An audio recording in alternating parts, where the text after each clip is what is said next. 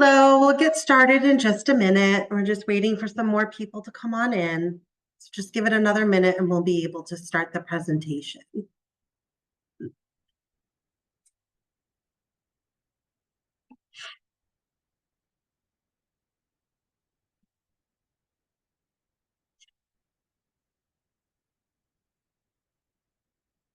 We're just waiting on one more panelist. So also a couple more people seem to be coming in to join the webinar. So again, another minute or so, we'll be able to get it started.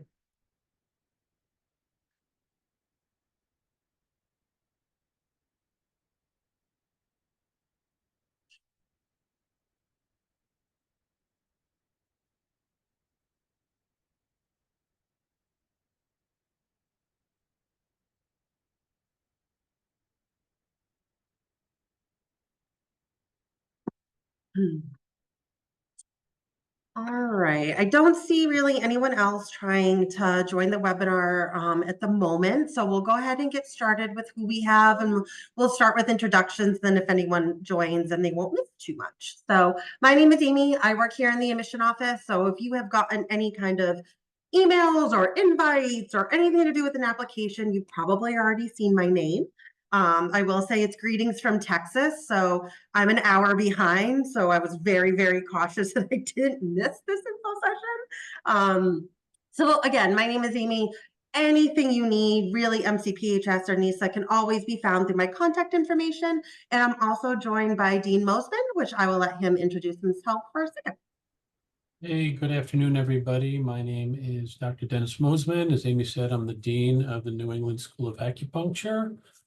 I want to welcome everybody to our information session. I hope we can present you with some useful information as you think about and decide about attending acupuncture college and potentially becoming a student here at MCPHS, New England School of Acupuncture. Wonderful. So a couple of just quick housekeeping items. This session is being recorded. So also don't worry about, taking a photo of a slide or trying to take notes. This recording will be available to you, or the presentation can be available for download. You just have to let us know. The Q&A box is live. It's open. So please feel free to toss questions in there throughout the presentation.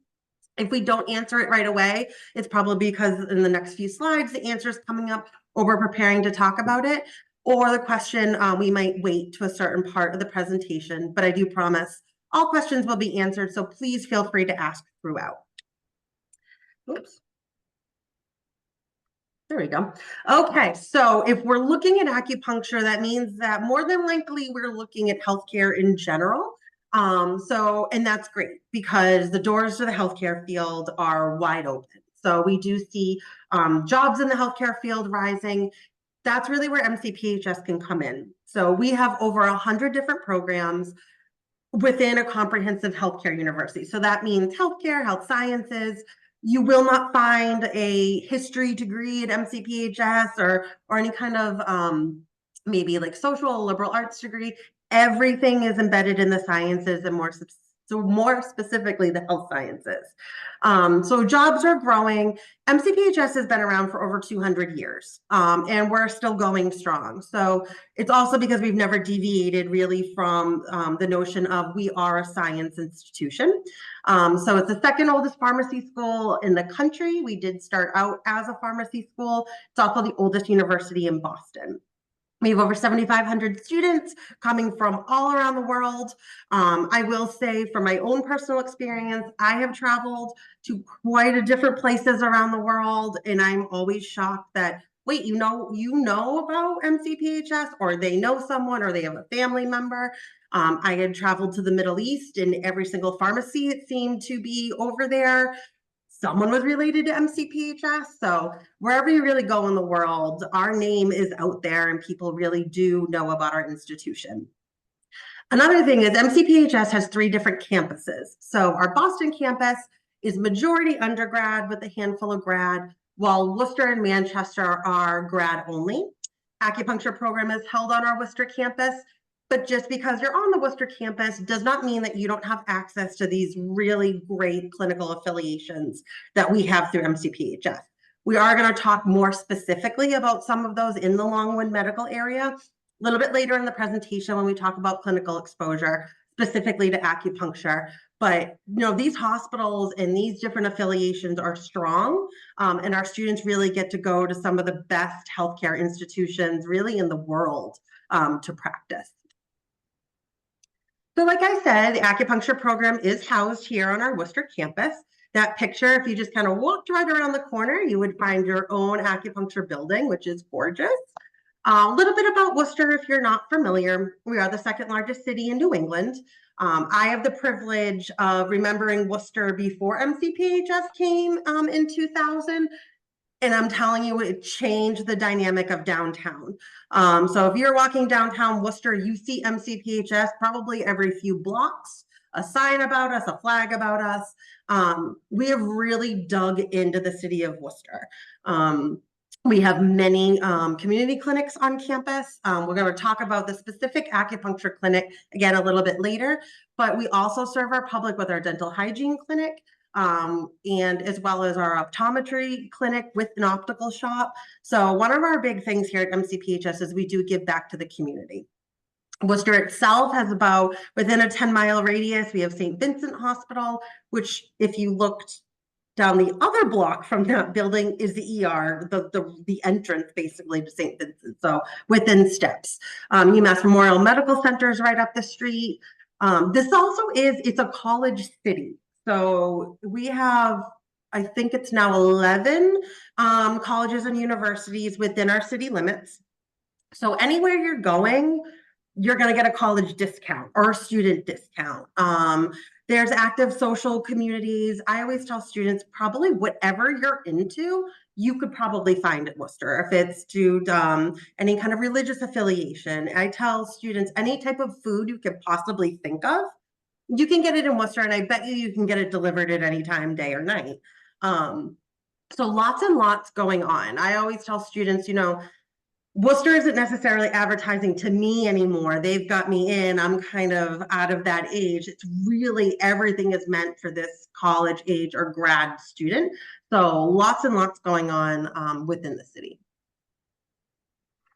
So benefits of, we also have on-campus housing. Worcester is one of the 3 campuses that has a lot of housing available. The sheer fact of our real estate here in Worcester. So it's convenient. A lot of students may take this up because it is a little bit more affordable. And if you're using your federal financial aid, you could use that to cover your housing expense. So a lot of students tend to take advantage of that if on-campus housing is something that works, for your balance, your work and social life. Everything comes fully furnished. There's parking available around each place that you would be living. We do have a 24-hour fitness center. We have some cafes, no like hot food items really. A little bit different than undergrad, like not that like 3 meals a day, but kind of like a grab and go, grab a coffee, grab a drink, maybe grab like some chips or a snack. And those are available in all of our academic buildings. One great thing about MCPHS is, you're be coming in here for acupuncture, but we're not just an acupuncture school. Students that are coming in for pharmacy, even though it's in our name, we're not just a pharmacy school. All of these programs on the screen are housed on our Worcester campus. And that means that you get to interact with all of these professions, which is so incredibly important. And I tell students, I think it's even more important for our acupuncture students, because I know for a fact, since NESA has come to MCPHS, if you ask people in the area about acupuncture, if you had asked them before NESA came to the city about it, maybe people would know, maybe people were interested. In the past few years, I go around and I talk about our programs, I talk about our clinics, and they're like, oh yeah, I go and get treatment there. Me and Dean Mosman were at Worcester State for an event, and so many people were coming up to us saying, we love your clinic, we love going there. So it's also made such a big difference. And it also makes a big difference because you also get to educate these other professions while you get to learn from them on how to be, to be a more successful practitioner is the more that you can deal with other industries as well. So that brings us to interprofessional education. That is one big thing that MCPHS stands out for. This is the working with the other programs. So it could be in the form of like a case study, maybe a small book to read. These are quarterly projects. You're required to participate in IPE, but it's not something we're grading you on. It's not part of your class credit, but it's something, this is more of a participation and a collaboration, really, so our students are so well-rounded when they come out. Dean Mosman, I don't know if you'd want to touch upon this a little bit as well as a also faculty member in the program. Yeah, to me, this is, one of the many perks of studying at MCPHS, New England School of Acupuncture. While our program is rooted in, classical and traditional Chinese medicine, acupuncture as a profession in the United States has and is coming a long way, and it's being integrated into our healthcare system. And, a really important part of integrating into the healthcare system is really understanding how to communicate and collaborate interprofessionally. And that's why in all of our programs here, interprofessional education is a required kind of vital piece of the puzzle. And as Amy said, it's not like these events that you participate in are graded and, they go on to your, transcript, but they are events that the university feels are important in helping you to develop yourself as a healthcare practitioner. So that's why we prioritize interprofessional education at the university. And I think our next one has to do with spinal pain, which I'm really interested to see what our students present on that. I've seen presentations on migraines. I've seen presentations in group work on the opioid crisis. So also know that whatever these activities are, they're real life activities. These aren't, studying case studies from 50 years ago. These are going to be issues that are present in today's society. So it's not, I always tell people it's not just like an old book you're reading or an old story. These are real life things in our society and issues that are happening. So bringing the sciences together, not only are we going to provide an excellent education, we're going to provide excellent support while you're getting your education. MCPHS in general, 90% of our full-time faculty hold terminal degrees in their fields. I also suggest we have some faculty bios on our website. Read them. I'm still amazed all the time when faculty tell me, oh yeah, I've done that, or I've researched this, and my jaw's hanging to the floor. And I'm like, oh my God, I always find out more things that our faculty is doing. So they're also still practicing. When I go into the clinic, it's not just students that are practicing in that clinic. We have faculty practicing in that clinic. They also may still have practices of their own. They are active in the field. They're not just here to be an academic. They're also your first network. These faculty members are your first colleagues. And they treat you that way. They want to give you the best and support you in any way they can, because when you graduate, they may be picking up the phone to talk to you. You may be consulting with them. So we have faculty advisors. We have the Center for Academic Success and Enrichment, academic coaching, peer tutoring, mentors. A lot of students sometimes, when we're thinking about tutoring, I feel like traditionally people think, oh, well, I'm going to fail this class. I need to go get a tutor because I can't get through the work. That's not always the case for seeking a little bit of extra help. I've had some students that have found really great help going in simply for study skills. Sometimes, I have students that are like, no, I understand. I don't necessarily need to know, I don't need help with the content, but I need help with time management. I need help with, studying the content. Can you help me form these types of habits?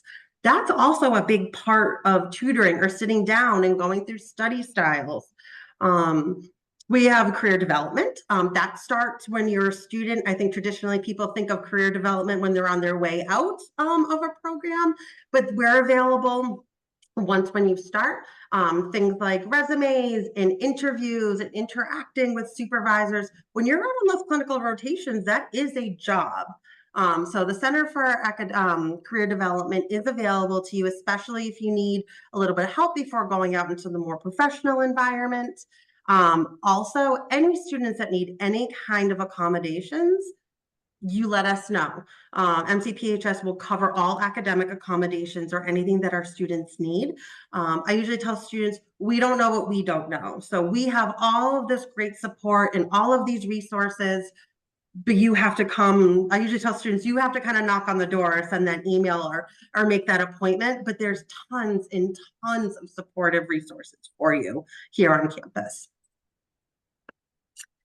So here we go. So when I've been saying NESA, and we've been talking about the New England School of Acupuncture, and we've been talking about MCPHS, we came to form this great relationship back in 2016. And since then, I mean, NESA, we can just see what some of these rankings are. Best acupuncture school, number one, number two. So a lot has happened. Dean Mosman, I don't know if you want to talk a little bit about kind of how that relationship is going and kind of how that works and a little bit about intro to NESA.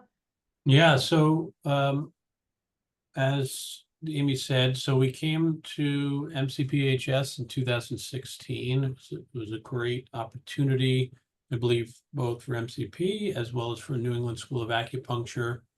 While acupuncture is a fairly new medicine here in the United States, worldwide, it's the #1 form of traditional medicine used around the world.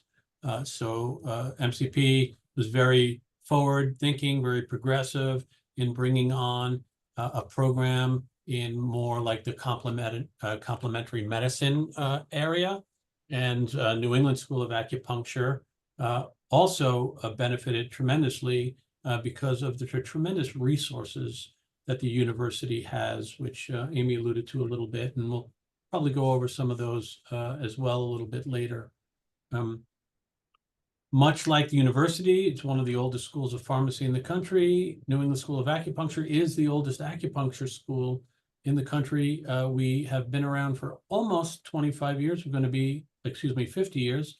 We're going to be celebrating our 50th anniversary in 2025. So we are right on the cusp of that 50th anniversary. Very proud of the long and distinguished history we've had in acupuncture education in the United States. Through the years, the program has added different aspects of traditional Chinese medicine, has added Japanese acupuncture studies, and has consistently and continually grown and evolved from its original curriculum dating back to 1975. So you're talking about a school that has longevity, that has been through the process of putting forth the best curriculum, continually meets accreditation standards nationwide. So I feel like I can say without reservation, you're in good hands when you come to New England School of Acupuncture. We can walk the walk and talk the talk, as sometimes I like to say. So a little bit more. We have NESA's purpose and NESA's mission statement. Dean Mosman, I don't know if you want to highlight any specific out of our mission statement. Yeah, so we just launched our new strategic plan from 2024. This year we launched it, and it will continue through 2029. And as part of that strategic plan, we actually rewrote our purpose and mission statement. As acupuncture education has evolved, so have practice settings for acupuncture. And traditionally, acupuncture schools were turning out graduates that were going into private practice. And more now, opportunities abound for acupuncturists to work in integrative medical settings, such as hospitals and integrative medicine clinics. And so as a result of that, we wanted to state outright that not only are we training you to go into private practice as an independent healthcare provider, but you will be ready to work in a variety of different clinical settings, including hospitals and community-style acupuncture clinics and other integrative medical settings where you can really succeed as an acupuncturist. And again, because we came here in 2016, excuse me, are you going? Sorry, technical difficulties. we wanted to make sure that we captured some of our core values in our mission statements, and it's to innovate, it's to collaborate, and it's to be inclusive in our program related to anything acupuncture, Chinese herbal medicine. And so, as you can see in our revised mission statement, we are committed to innovative, collaborative, and inclusive programming. So that was a very long and rewarding process to go through that strategic planning process. Wonderful. Okay, so we also don't want to assume where everyone is in their journey of going through, coming to acupuncture. So for some of us on the call that maybe this is brand new, or someone suggested it, or you're learning from the start, Dean Mosman, do you want to talk a little bit about what this all is and what you'd be doing in the program? Sure. So again, so this medicine, it originated in China, and I think from that origin in China, we have talked about what's called traditional Chinese medicine. And that medicine then just expanded geographically as the efficacy and popularity of the medicine, gained some renown by word of mouth. It spread to other countries, right? It spread to Japan and Korea and other parts of Asia, and then to Europe, and eventually to the Americas as well. And so traditional Chinese medicine speaks of the roots of the medicine in China, but many other cultures have adopted the principles of traditional Chinese medicine. And so kind of the pillars of traditional Chinese medicine, which in the United States as a profession is referred to as acupuncture. Acupuncture, I'll say with a capital A, represents the profession of acupuncture, which really is saying includes all of traditional Chinese medicine. And the bullet points on this slide are simply kind of to make sure that you understand that Chinese medicine is made up of certain foundational pillars of knowledge. And so one of those is acupuncture. Maybe here I'll use a small a. Acupuncture is just referring to the insertion of very fine needles into specific points on the body to create some sort of therapeutic effect. And in addition to acupuncture, and often talked about alongside of acupuncture, are other adjunctive therapies or techniques. And this is where we talk about moxibustion and cupping gua sha, electroacupuncture. Now we have like dermal needling and laser acupuncture that's really starting to become popular around the world as well. So acupuncture and those adjunctive therapies tend to go hand in hand as a pillar. In addition to that, you can study Chinese herbal medicine. And this is a materia medica of hundreds and hundreds of herbs that can be combined in different ways into different formulas, and like acupuncture, bring about a therapeutic effect in patients by consuming these herbal formulations. Before there was herbs, there was nutrition, and that's true of every culture. And we teach an integrative style of nutrition here at New England School of Acupuncture, which takes into account both Chinese nutritional theories as well as Western nutritional theories, and combines them in a way that you can use with your patients that have more clinical effectiveness, if you will. A longstanding tradition in traditional Chinese medicine is some sort of Asian medical body work. We teach Tui Na here. Excuse me. You'll learn Tui Na throughout the first year of your program here. You'll study that as very similar to acupuncture. Rather than using your needles, you're using your hands to stimulate the channels and meridians of traditional Chinese medicine, and also bring about a therapeutic effect. And then central to many schools of traditional medicine is some sort of self-care study or practice. Here we teach primarily Qigong, but we also offer Tai Chi and meditation. And here we learn about the principles of how to take care of ourselves better as practitioners so that we can provide to our patients the best care, because we're coming from the best place from a mindfulness perspective, for example. And then we also teach our patients these same techniques and strategies so they can take care of themselves in between their visits to their acupuncturist.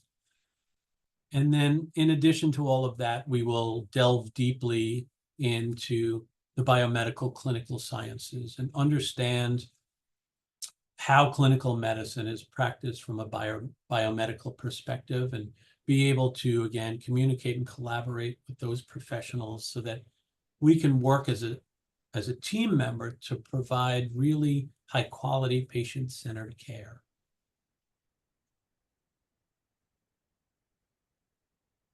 Okay, so our different programs, especially if you look on our website, you'll see that there are some different options. So we have our master's programs and we have our doctoral programs. I usually like to say, if you're car shopping, start with the base model. I always like, that is the master of acupuncture. That is the thing you need in order to practice. That is the minimum. Now, if we want to start upgrading, maybe put in a better stereo system or some leather seats, we have a master's of acupuncture in Chinese herbal medicine. So that means you're studying acupuncture to be the practitioner. You're also studying to practice and be able to work with herbs. So in order to do both of those things, you need to study both. Before you can move on to a doctorate program, you have to start with the master's. So then if we're thinking maybe we want the deluxe edition car, well, we can do a master's to doctorate. The master's would still be the master's program. You do not start taking doctorate courses until the master's is completed. So a little bit different than sometimes different pathway programs where, okay, well, my third year is really where I start the doctoral program. Master's and doctorate will be separated. You can also do everything. So, I mean, maybe we hire a driver for this car and we get a master's of acupuncture and Chinese herbal medicine and a doctor of acupuncture. We also have a bridge program for anyone that might be on the call that is already a practicing acupuncturist looking for their doctorate. We also have a completion program. We also have a concentration in Japanese acupuncture. Dean Mosman, if someone was to ask the question, why a doctorate program, what might be our advice to them? Since they just need the master's to practice, why should we go on to a doctorate? Yeah, so I'll refer back to, I think, first what I said earlier. Traditionally, acupuncture program graduates went into private practice, and a master's degree kind of delivered all of the things that you would need to open up a practice of your own and start treating patients. But as acupuncture evolved as a profession, I said we now see acupuncture being offered in hospitals and other Western integrative medical healthcare settings. And because of that, the profession started to develop standards and competencies that one would need if they wanted to work in a setting like that. And our Doctor of Acupuncture program is really geared towards those providers that know that they want to work in an integrative setting. Number one, can you do both? Absolutely. In addition to that reasoning, if you want to do research, having a doctoral degree might get you a little bit further in the research world. At some point in education, if you want to be teaching at some point in the future, a doctoral degree will get you a bit further in terms of, becoming an associate professor, an assistant professor, or a full professor. At some point in the future, states might require a doctoral degree. They do not right now. You only need a master's degree. So you only need that degree to practice now. But I've already heard talk happening in Florida that they're going to advance the degree requirement to a doctoral degree. If you're already in school, you'll be grandfathered in, nothing to worry about now. But the profession is migrating to the doctoral level. And I would think within the next 5 or 10 years, eventually entry into the profession will be at the doctoral level. And, let's face it, if you have that doctor after your name, that carries some amount of clout with that. Is there a marketing advantage? Will your patients think better of you? I'm not saying whether that's a good or a bad thing, but I think that it does happen. And the competencies that you will be taught as a doctoral student will really allow you to communicate, cooperate, and collaborate with a healthcare team and really be a team member that can provide patient care with other providers. Okay, so back to the beginning of the presentation when I said we're going to talk about all of these great clinical affiliations that we have, you are going to have lots and lots of exposure to the field. So they're done in 2 phases. You have your clinical assistantship, and then you'll have your clinical internship. So I usually like to say it's kind of right there in the name. Assistantship is more assisting and observing and being kind of right there on hand. Well, when you're in your internship, we're sending you out. You are out there. You are the student worker. Dean Mosman, do you want to talk a little bit about how assistantship versus internship and some of the opportunities our students would have? Sure. Let's see. So number one, you start clinical training in your first semester at New England School of Acupuncture. We believe it's really important for you to have as much clinical experience as possible by the time you leave whatever program that you're in.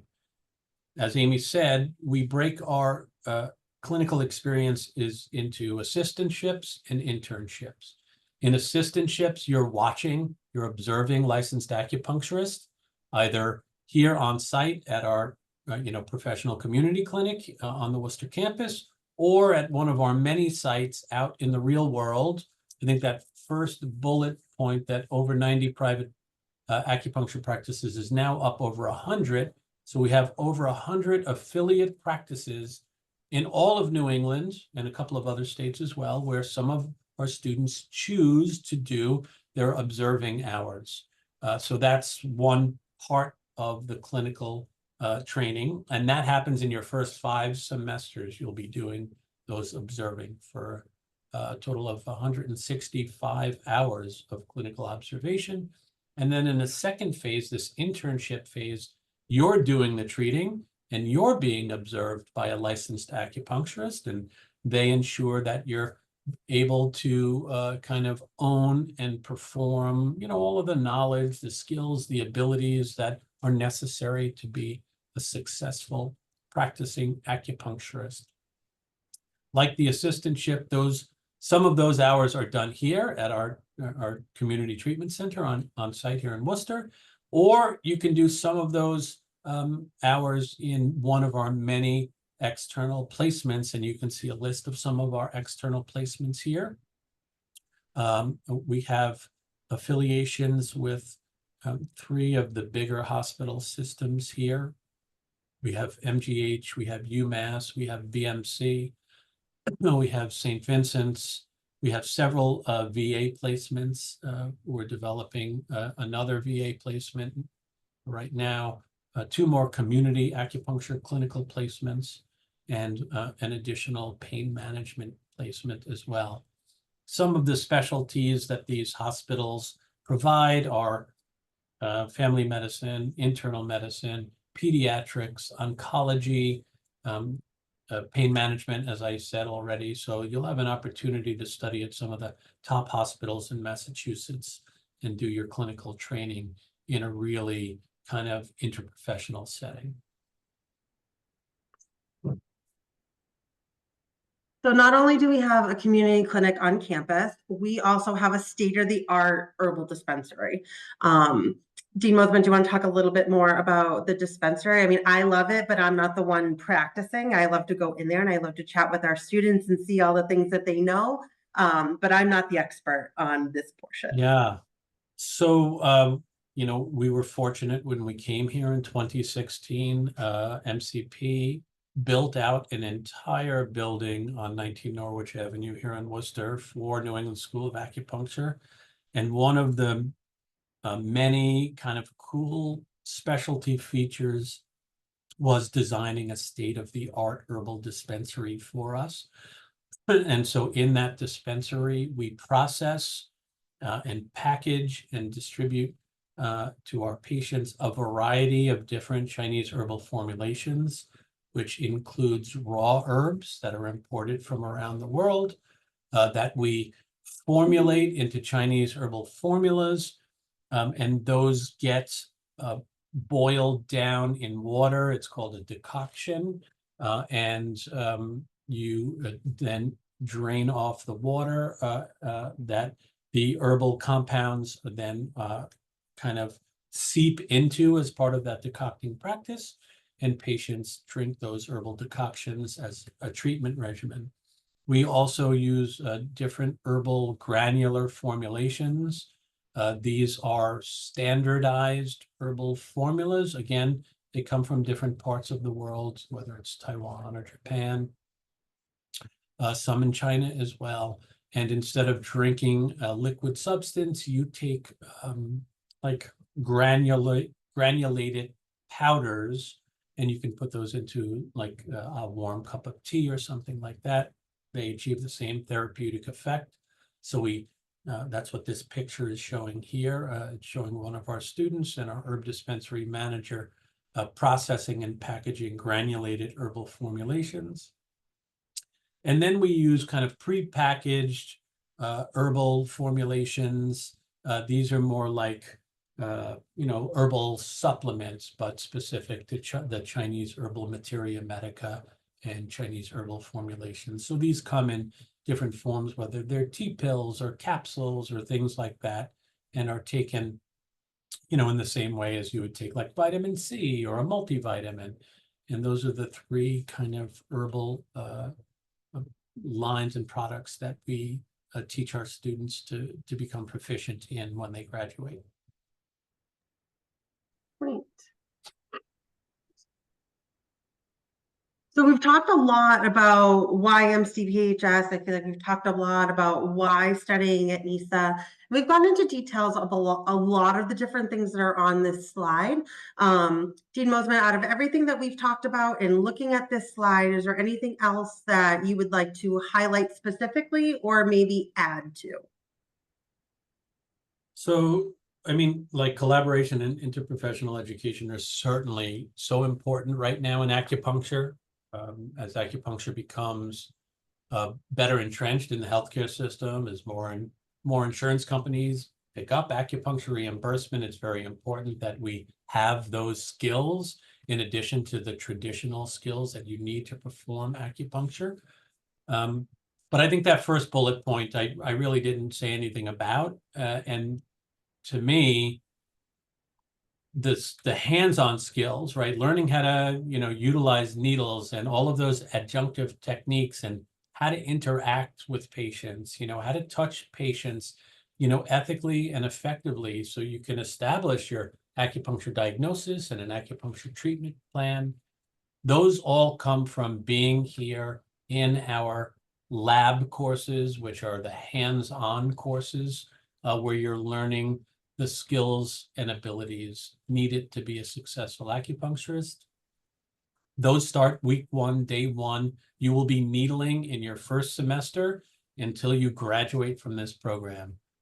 Very few acupuncture schools have as much hands-on needling as we do, but we feel it is just integral to you becoming a successful practitioner. So the more time you spend in class and in clinic needling, the more ready you are to go into entry-level professional practice when you graduate. So that would be one of the other things here that I would call out. And I can say from personal experience, I'm a patient of the clinic. I first was, I have golfer's elbow. And I remember sitting down with Dean Mosman and saying, oh my God, my elbow. And he's like, why aren't you in the clinic? And I'm like, you're right, I should. Now, coming for me, I'm someone that goes to get their blood taken and passes out. So me and needles have always had a long standing, we don't like each other. However, I went in by my second session, my golfer's elbow was, I'm not going to say the word cured because we never know. It's now been over a year and I've never had an issue with it. And it was one of those moments I'm in there. I was the patient. I had a third-year student, doing the acupuncture on me. I also had At that time, he was a first-year student doing his first day of his assistantship. And there we are, and I've got all these different needles in me, and all of a sudden we realized that the pain was gone. And she was so excited, and she's like, "Oh my God, that was my suggestion. Like, no one told me. Like, I came up with that. I thought this was the issue." And then I have the first year student with his eyes really big and open, and I'm like cheering on the table, being like, "Oh my God, this is great." But those moments do happen. And that was her really sitting down with me, asking me the questions, really being able to manipulate my arm. The needle went in my right knee. She started wiggling it, and my left arm had no pain. So from then on, I was no longer a skeptic, and I was no longer scared of the needles because I realized that they didn't hurt and they actually did heal me. So I can say from personal experience, these students are prepared.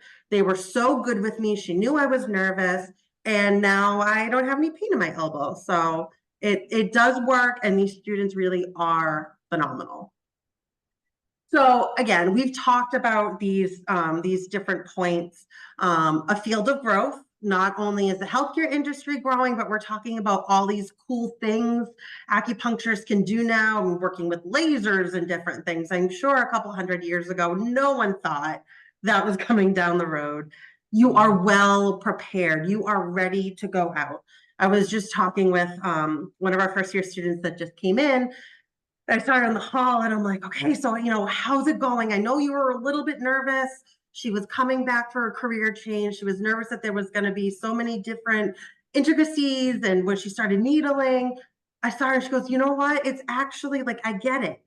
And everyone's doing it together." And she just really wasn't that nervous anymore. So going through the program, you're doing it together. You guys are all very well prepared to go out. And then coming on the flip side, we do have some statistics on here on what you'd be making. I feel like with the practice of acupuncture, depending on what you are doing, might tell you the growth potential kind of in that salary. Dean Mosman, I don't know if you want to talk a little bit more about this while being in the field in terms of what students can expect when they graduate in terms of salary or job positions.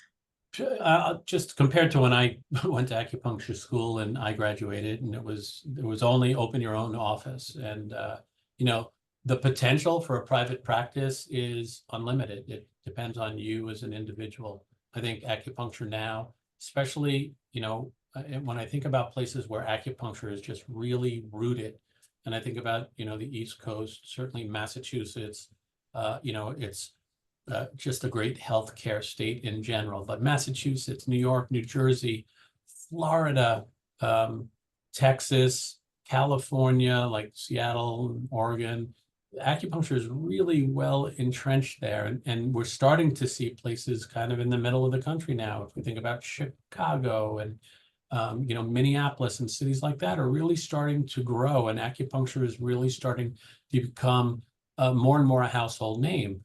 And so I think that what you can do as a private practitioner really depends on what do you want out of this career. Not everybody's coming to acupuncture school to work a 40, 50-hour a week job. Some people are coming, they want to do this part-time, supplement a family income. You can do that, and you can rest assured that you can make a living if you're the sole provider and need to support your family. With that, knowing that there are more and more job opportunities in hospitals and integrative medical settings, you can have a practice, a private practice 2 or 3 days a week and be working in a hospital 2 or 3 days a week. So I think that there's a lot of potential for different employments. Again, some of our students, when they graduate, they become teaching assistants because they know they want to give back to students and they want to learn to become an educator.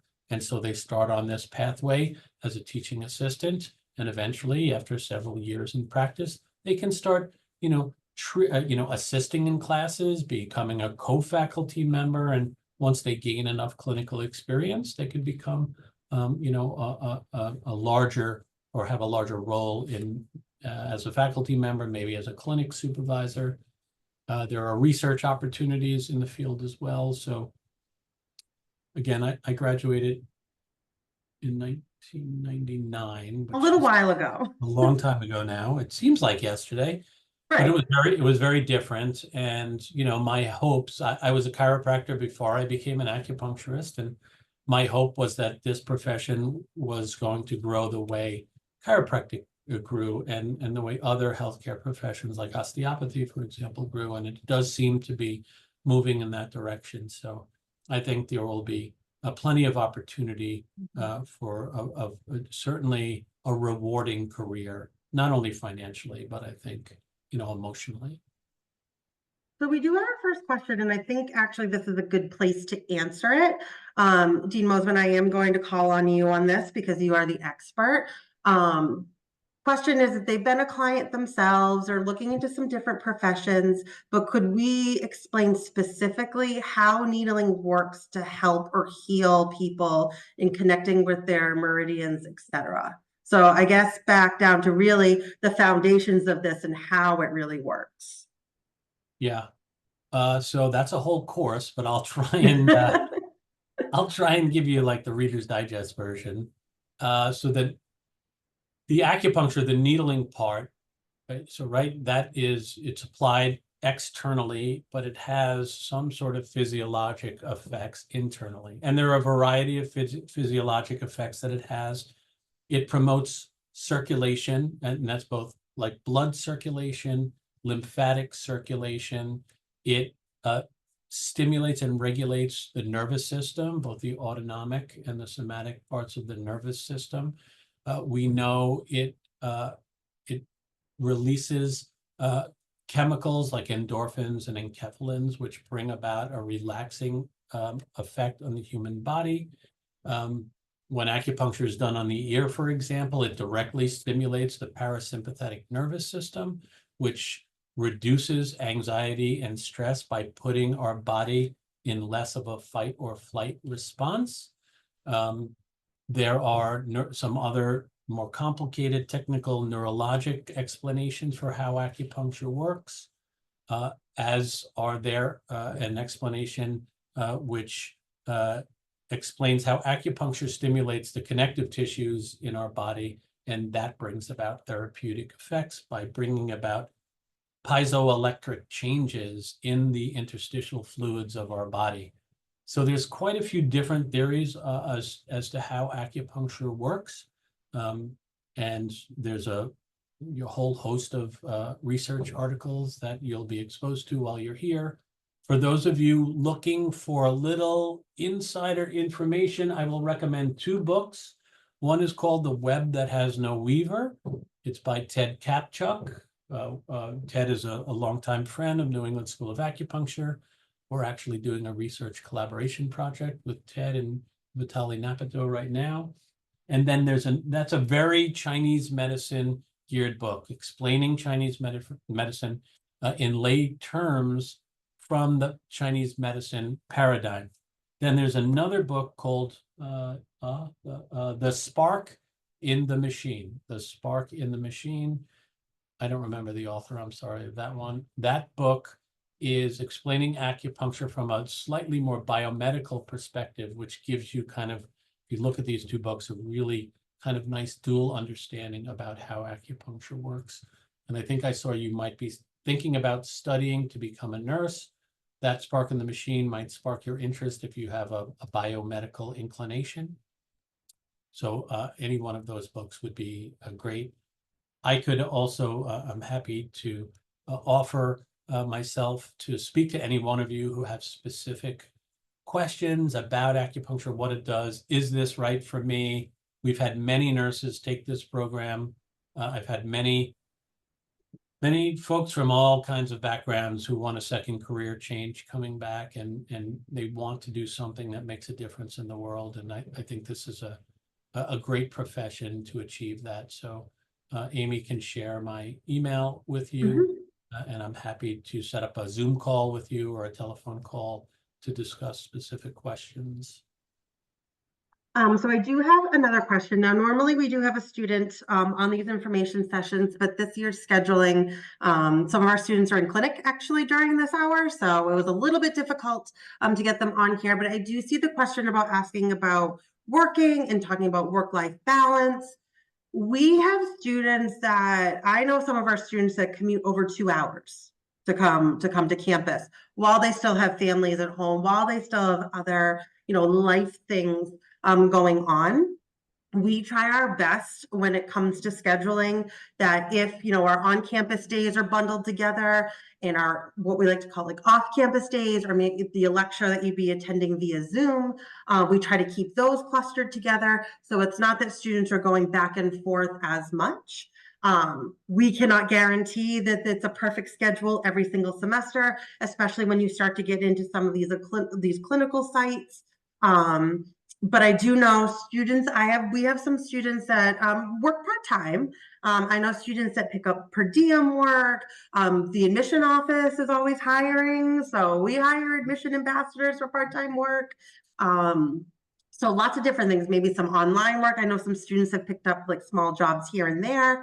Dean Mosman, I don't know if you have any more maybe like details, like specifically with some students you can think of. Students are absolutely not working full-time, but I do know that they are able to do something. At the end of the day, it depends. So do students work and go to school? Yes, they do. I would think the majority of them are working part-time. Could you work full-time? I mean, I guess you could. It really depends on your job. Like if you're working a 9-to-5 job 5 days a week, then no, you can't do that program. We do have a hybrid program, and what that means is there are some classes that are in person, and then there are other courses that are remote or online. And those remote or online could be what's called synchronous, meaning you have to be in the class at a specific time, kind of on camera kind of thing. And then some of those courses are asynchronous, which means that you can do them at your own pace within a limited amount of time, making sure that you perform all of the assessments that are required for that course, that course. So it certainly could be done. We do cluster the in-person classes. We try and kind of make it 2 or 3 days of in-person classes and then 1 or 2 days of remote classes. As you get deeper into the program, so like your first, I'll say 5 semesters are probably, I don't want to use the word easiest, but not the hardest. In other words, there's a little bit more time in your schedule, but in your 6th semester, you start your clinical internship. So in addition to courses, you're treating patients for, depending on what program you're in, up to 180 hours per semester. And that's where it becomes a little bit harder. So if you're going semesters 6, 7, 8, 9, treating patients, going to classes, now you're like, this looks like ER or Grey's Anatomy. There's a lot of courses, there's a lot of treating. You're working part-time at best, but this is a master's program and potentially a doctoral program where you're leaving here able to be, a primary point of contact for a patient, right? A patient comes to you, they walk off the street, they might not have even seen a doctor, and they're coming to you for their well-being. We want to make sure that you know how to take care of them, and that requires, a commitment to the kind of programming that we've established here. I hope that helps. And my offer to talk to you about the schedule extends, just like the offer to talk to you about your career as an acupuncturist. Please don't hesitate to contact me. Yep, anyone can contact me, and I promise you I will put you in direct touch with them. Very normal for us. There was a quick question about housing. So deadline for housing is rolling. It's first come, first serve. We typically have enough housing. The housing option is only in Worcester. You cannot live on other campuses and come to a different campus. So unfortunately, that grad housing is only an option on the Worcester campus. So well, we do have quite a few students that commute. I would say 75% probably of NESA students are commuting. They're not residential students here. And when I say commuting, we have students commuting as far away as Maine and Rhode Island for classes. But we do have a lot of housing, and the most roommates you would have was 2. A lot of our housing is even single. So lots of different options, different price points. But unfortunately, the location is the location, and we can't really move that, or at least not yet. You never know what the future might hold. So if we're thinking about applying, the process is, I like to say, at least the application process is pretty easy. It's a very basic application, and easy in terms of basic, easy to follow. And it's also free, which I think is the best point there. You click apply anywhere on our website and you click into grad. The MCPHS graduate application is usually always the first option. So you want to click that. You would designate acupuncture. You do have to you have to provide all official college transcripts. So any kind of university or institution that you have studied at. There's also a personal statement there. So why acupuncture, why this school, why this program? So the overall requirement, if you have a completed undergraduate degree, you don't need to worry. You can apply for the master's and the master's to doctorate track. However, if you do not have a completed bachelor's degree, there are still options to come into the program, both on the master's and doctorate level.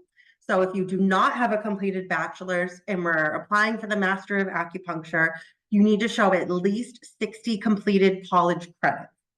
That can be community college, it can be university, as long as it's an accredited institution. A lot of students may come in with a completed associate's degree. Usually that will cover it. If we're thinking that we want to do a master's to doctorate or a doctorate at any time, you would have to show minimum of 90 completed college credits. Typical bachelor's degree is 120, to kind of put that in that perspective of comparing that. If we're thinking about the bridge or the completion program, if you're already a licensed acupuncturist, we would need your graduate level transcripts from your acupuncture or TCM program, your accredited acupuncture or TCM program. So you would have had to have studied in an accredited school. If anyone on here is an international applicant, we do have to have all transcripts evaluated, typically through WES or ECE. The admissions review. First, once you complete your application, you hit submit. We have all the documents that we need. I'm the first one to look at it. So I'm looking there to make sure, okay, you said that, if you went to Harvard and you took classes there, I'm making sure that those classes you listed and that transcript matches. I'm looking to make sure there's no red flags there. I'm looking to make sure pretty much that you are an eligible candidate for the program. That is the initial admissions review. From there, we do have an interview. So it's a one-on-one, all qualified applicants are going to be invited for an interview with a faculty member. It's about 30 minutes or so, 30, 45 minutes. Being prepared for your interview, questions. We love questions. We want to make sure not only are you a good fit for us, but are we a good fit for you? We would love to have everyone come study with us, but sometimes we do realize I've had students that when we talk it out, they were actually interested in something else. And we found them a different program, but it also takes time. So come with your questions and be yourself. This is a casual interview conversation. It is not a panel. No one's sitting there with a gavel or a big red pen or making notes like that. We want to get to know you. I like to think these cohorts are really a family. These students study together, they go alongside together. So really just be yourself and have a conversation. They're never going to ask you about like specific textbook questions or anything like that. This is really get to know you and and your journey to acupuncture. You see a couple of questions. Sorry, go ahead. I see 2 questions. Oh, I see questions. Okay, no, my screen was hidden. So we have some frequently asked questions up here, but it looks like we have some questions in here too. Yeah, so the first one is, can you decide to do the doctoral program later? And so the simple answer is, while it's preferred that you start in the program, there are a couple of ways in which you can change your program as a master's student and add the doctoral track kind of to your degree map. So yes. And then I've been out of school for 10 years. What will I have to take or retake as far as prerequisites? 10 years, our accreditor says 5 years is the limit. The university's limit for like basic science classes is 10 years. So there are ways in which if you've taken a course that's more than 5 or 10 years old, if you're doing something in your professional life in which you're practicing those skills, you've retained the competencies from those courses.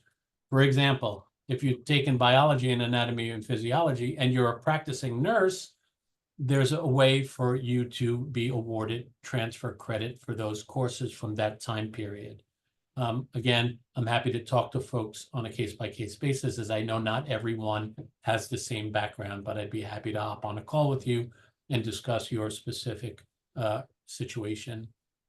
And I do want to reiterate that these courses are not required ahead of time. These basic science foundation courses, we would take that as transfer credit into the program.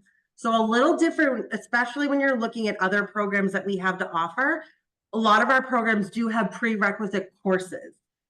Our acupuncture programs do not. Those basic science foundation courses are built into the curriculum. Which is really great because we do have a lot of career changers and students that have been out of school for a number of years. So also, if you wanted to take some of these courses, maybe a course or two over the summer before you started the program, we could take in transfer credit. So if you, for example, I'm going to take A&P, I'm going to take A&P 1 and I'm going to take general biology over the summer. Okay, if you complete it, grade C or higher, we would accept that credit as transfer credit. So that means when A&P comes up in the curriculum or biology comes up in the curriculum, you sit out the course. So it doesn't speed up the degree program, but it might give you, a course off during a semester. Again, happy to talk about that. And if you guys have transcripts, my contact information is going to come up in the end. You can always send them to me. I can always look at them. I could tell you yay or nay or what the situation is. I'm always happy to kind of look over those documents, give it a quick look over and a little bit more of an idea before you're applying. Do you have a question? Enrolled in the Master of Acupuncture, in the beginning, it would be possible to take the courses online. That is more of our hybrid track. So if you notice on our website, we have the traditional, what we call our traditional 3-year Master of Acupuncture, but we also have options for 4 and 5 year. Does get a little bit different. You're not going to follow the same cohort, but that also means that you're taking less classes during that first and second year. We take the first year curriculum and spread it out a little bit. I also feel like maybe I don't explain this as clearly as possible. So Dean Mosman, if you kind of want to give faculty created these tracks, kind of where the vision was and how they're working in. Yeah, yes, you're kind of right. And, if you look at any one of our semesters, I would just make it easy to conceptualize. About half the courses are remote and half the courses are in person where you're doing things and practicing skills. So you can take the first year of the program and do it over the course of 2 years, doing the remote courses in year 1, the first year of that 2-year, year 1 track, and then you would have to come and be in person for the following year and complete those in-person courses. So you can take the 3-year program and spread it into 4 or 5 years. We don't have many students that do that. Again, happy to talk to you about that. If that is something that you're looking to do, I would like to have a conversation with you specifically, and we can talk about the pros and cons of doing it that way. I will say, just on these frequently asked questions, a lot of them are yes or no. Is your program hybrid? Yes, and we just kind of talked about that. We do offer scholarships. So right now, for it's been confirmed, fall 2025, incoming admitted deposited students will receive an $8,000 renewable scholarship. That $8,000 per year renewable scholarship If you are taking the 4 or 5 year track, it's less that shows up on your bill, but it's prorated to the amount of credits you're taking. So you still get the same amount of scholarship throughout the program, but I do warn students that it's going to look a little bit different on your bill if you're doing the 4 or 5 year track, but you also still, tuition is the same. The scholarship in the end works out to exactly the same, but I do get that. I got that question from some incoming students that got their first bill and they were like, wait a second, the scholarship. So I just had to explain to them, the less credits you take, it's the same proportion of the scholarship going towards those credits. And we do accept federal financial aid. So if you're filling out the FAFSA, lots and lots of students do so. So that is available. Our student financial aid team is always available. So if you wanted to book an appointment with them, or if you have specific questions, or it's been a long time since you've thought about these things, we're always happy to counsel you there. And then I did want to make sure that this is up for just a moment or two. This is my contact information.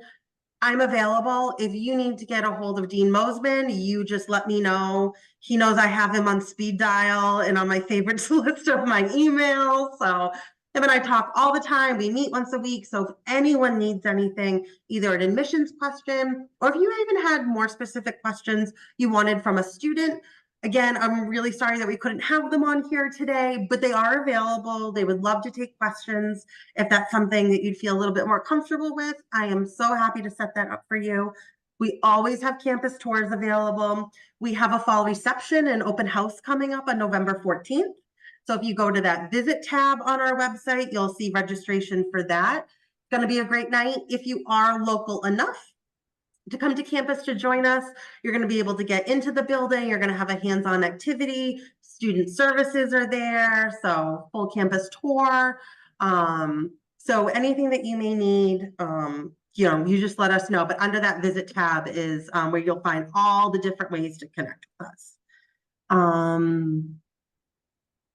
So I do have a question. Are ESAs allowed? And I'm not sure what you're referring to. So we need a little bit more details on that in order to say yes or no. But again, if that's something you want to email me about and give me a little bit more explanation, I'm happy to chat with you about it, but I'm not exactly sure how to answer that question at the exact moment. Oh, support animals. Yes, support animals are allowed on campus. You would need to have a single housing option, I believe, but happy to put you in touch with housing about that. One of our current acupuncture students does have a service dog on campus, and I see her with that dog all the time, and I think she may live on campus as well. So absolutely allowed here on our campus. And I'm pretty sure housing, but I think it needs to be your own single housing for that, but we can confirm on that.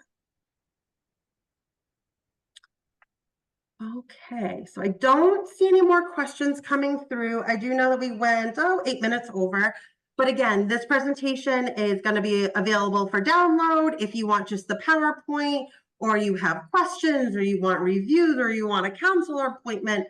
That email, my direct contact information, is kind of the gateway to it all. So please feel free, email me, call me. Email is the fastest response, just because I have it on me all the time, and even on my personal phone. My work phone, I try to turn off at the end of the day. So you just let me know. And if there's anything we can do to help along your journey, give us a shout. But with that, I want to thank everyone for joining us. And again, please email, call, you let us know. And we hope to see you on campus one of these days. Have a great night, everybody. Bye.